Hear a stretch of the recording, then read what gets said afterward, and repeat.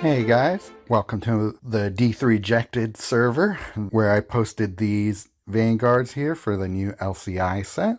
So I just find it easier to go through them here than on Facebook or wherever. So we'll just take a look at them here and see what we think of them. So we're getting 10 new vanguards in LCI, so that's pretty good. We haven't had that many new vanguards in a while. Maybe not since New Capenna did they give us so many new vanguards at the same time. Maybe they're not even there. I think actually not since Midnight Hunt did we get so many new vanguards. So let's check them out and see what we think of them. Ajani Sleeper Agent. So I think they're going back through some of the standard sets that didn't get very many vanguards. So they're just converting planeswalkers from those sets into vanguards. So let's check them out. When you lose life for the first time during your turn, if this card's in your hand, it gains 3 mana. Okay. So that's supposed to synergize probably with Phyrexian gems. That's okay. Creatures you control get +1/+1 for each of their reinforcements. So that's a nice way to buff your tokens if you're using them, so that's fine. Reinforce a creature you control, then that creature gains Death Touch. So this could be really interesting if you're using a card that has like first strike or double strike and it can block. So yeah, that could be useful. So all in all, not an amazing Vanguard, nothing game breaking, but it definitely has some use to it.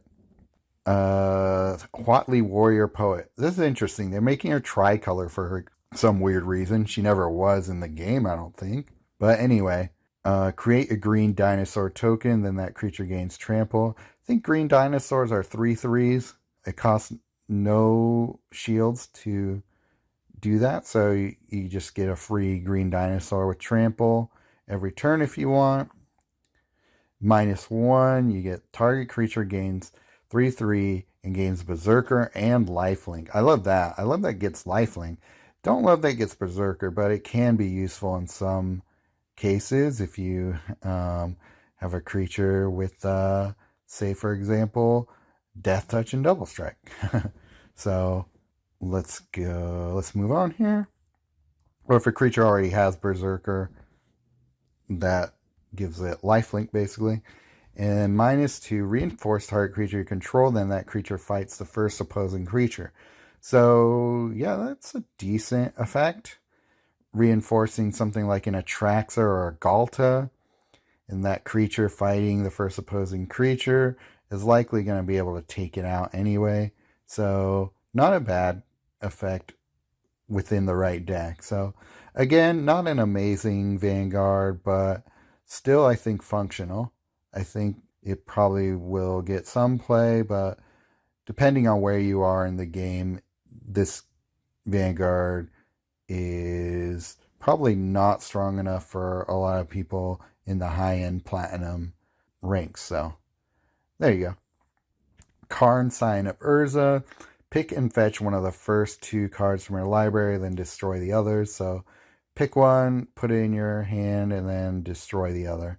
And it's a +1, so probably going to be using that one more likely than the others. You may pick one of the first 2 different cards from your exile. It doesn't even give it mana, so that kind of sucks.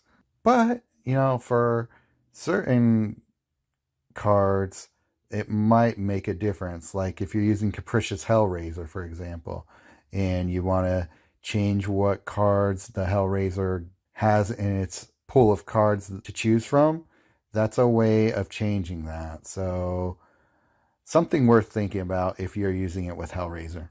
And it is -4, create a Karn's minor construct token. So the major construct token is that 12/12, and it brings enchantments back and artifacts back from the graveyard, I want to say, into play. So, or it gives enchantments or artifacts 2 shields every turn. So it's giving you a little nerfed version of the Karn major construct token. So that could be interesting. Giving other planeswalkers the ability to have that a version of that token. We'll see if it's any good, but overall not super impressed with this Vanguard. It's okay. I could see it having some use, but probably not an S tier Vanguard. Lord Windgrace, another tricolor Vanguard. So let's see. Discard a card and draw 2 cards. Then if there are 2 or more land cards in your graveyard, gain 4 loyalty. Okay, so that's a good way of gaining loyalty. Discard a card and draw 2 cards. So that's some card advantage there. Not bad. It's 14. Comes with 5 shields, so that's kind of neat. Pick one of the first 4 different land cards from your graveyard, and if you don't control a land card, that card gains full mana. Okay, so if you don't have a land card, this will give you basically a free land for -2. That's okay. It's probably going to be the least useful of his abilities, but it's not a bad one.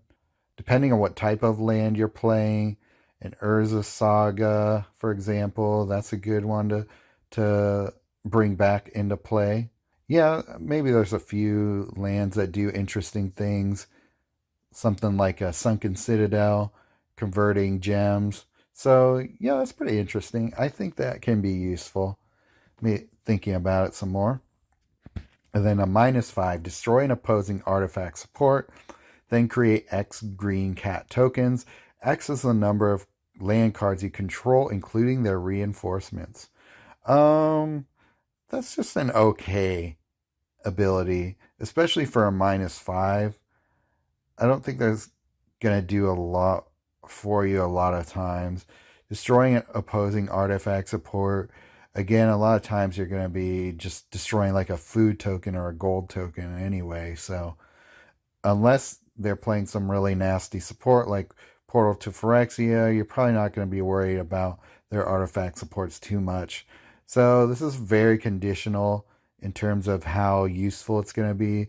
So I think I like the +1 and the -2 a lot more.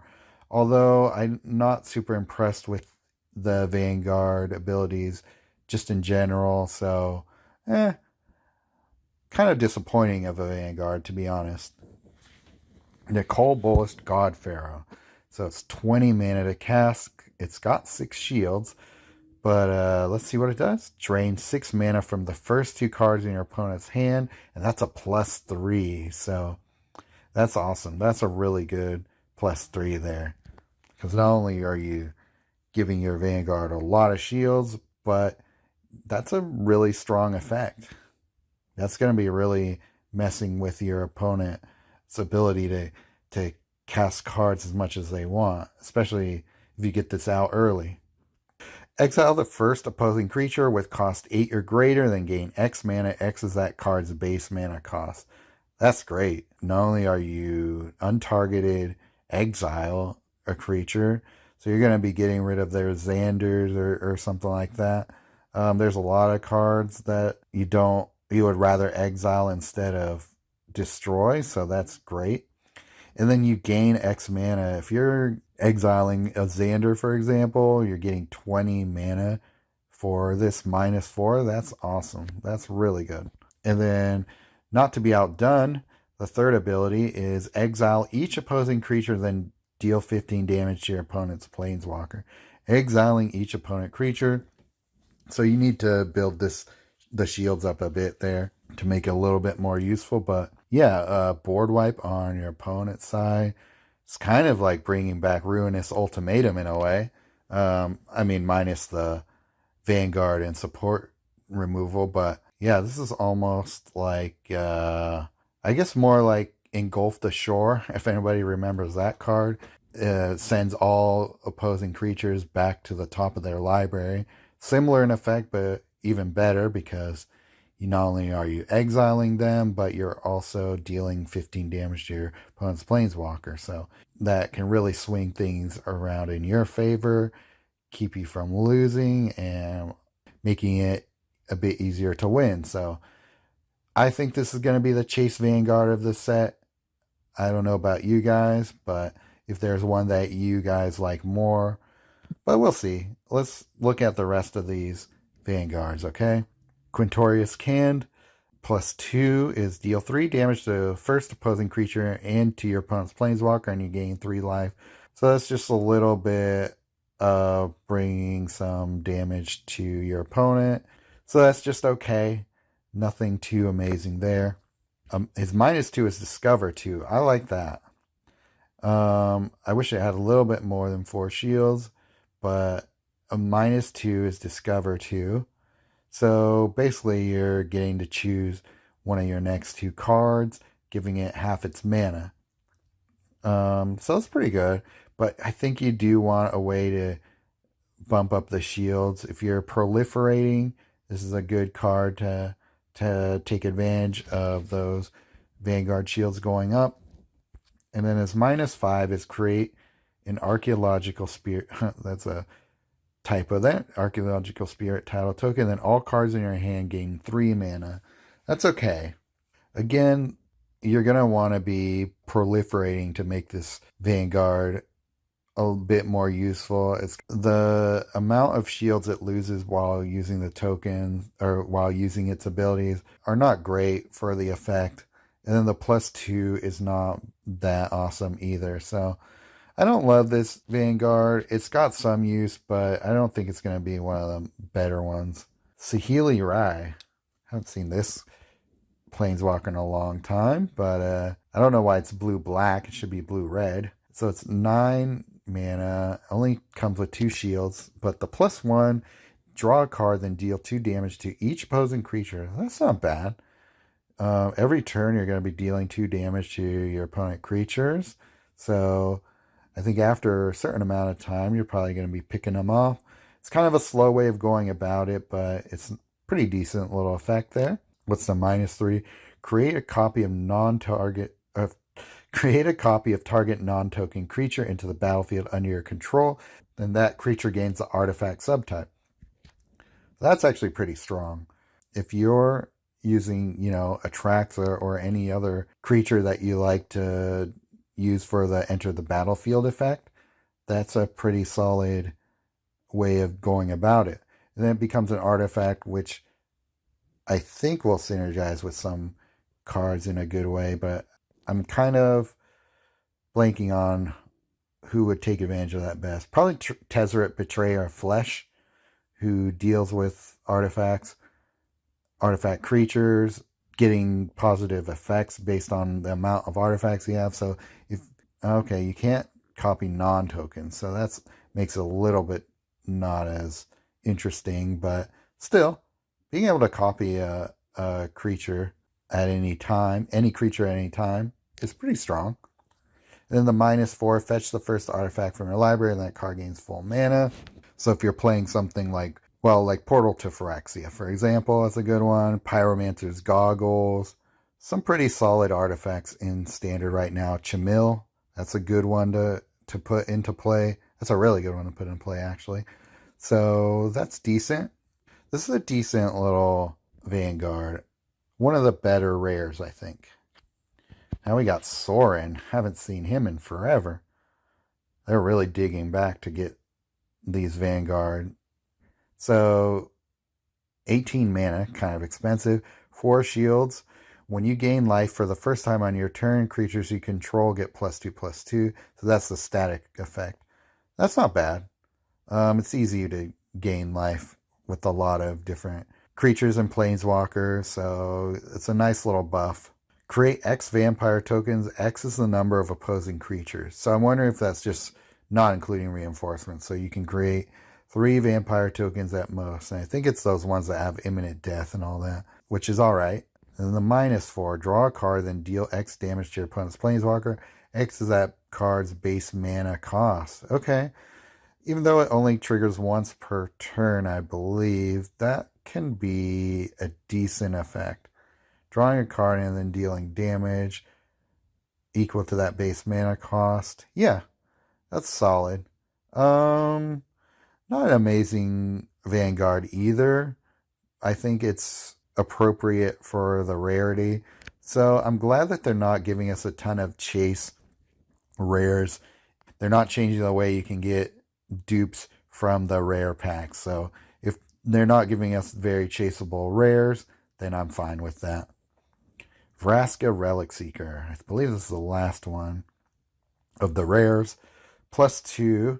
It's 15 mana. It's a 4 shield Vanguard. A little expensive, but let's check it out. Your creatures gain menace, then those creatures gain the pirate subtype. Okay, so turns your creatures into pirates. Interesting. Giving a menace is not always bad either, because a lot of times people aren't playing 2 blockers anyway. So it's a way of getting around, say, you're a Vindicator. That's a good one. Faithbound Judge. So they're going to be able to get around them blocking. So I like that. Your pirate creatures gain double strike, so -1. So all of your creatures, you make them all pirates, then you use the -1 to give them all double strike. That's pretty powerful. That's a pretty good ability there. So yeah, I like it. And then the -7, destroy the first opposing creature, then create 5 gold tokens. Also pretty solid. So yeah, untargeted removal. And then the potential to get a lot of mana from the gold token. So, yeah, I think this is one of the better rares, I would say. I like Vraska. I'm probably going to be using this one because, especially in mono green, when I'm going to be creating big creatures, if I give them all double strike, I'm going to be winning pretty fast. I like it. Give me that one. Okay, and then the last one. Let's look at Angrath. Minotaur Pirate. 14 mana for a 4 shield Vanguard. +3. Deal 1 damage to each opposing creature, then deal 1 damage to your opponent. The effect itself isn't great, but it's mostly there to give your Vanguard more shields. -2. Return the first pirate creature vehicle support from your graveyard to play under your control. Too bad it's only pirate creature, because I don't normally play with a lot of pirates, but if we're using it with Vraska, I wonder if the pirate subtype stays on them while they're in the graveyard. I'm not totally sure. But vehicle support, there aren't a lot of great vehicles that I want to be playing anyway, so I don't know. This -2 is probably not my favorite. And then -9 is the reason you're probably going to want to play this. Destroy each opposing creature card. Then for each creature card destroyed this way, deal X damage to your opponent's planeswalker. X is this creature's power.